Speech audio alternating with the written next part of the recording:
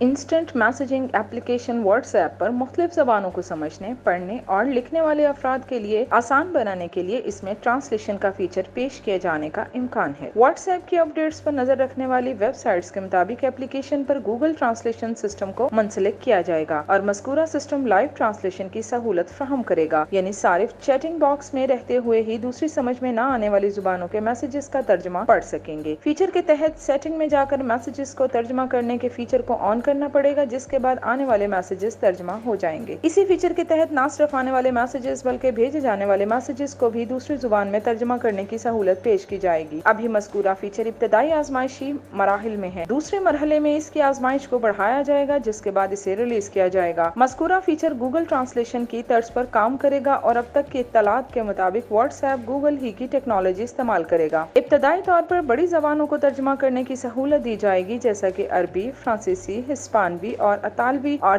جرمنی زبانیں وغیرہ، تاہم ترتیب وار اسے مزید زبانوں تک پھیلایا جائے گا۔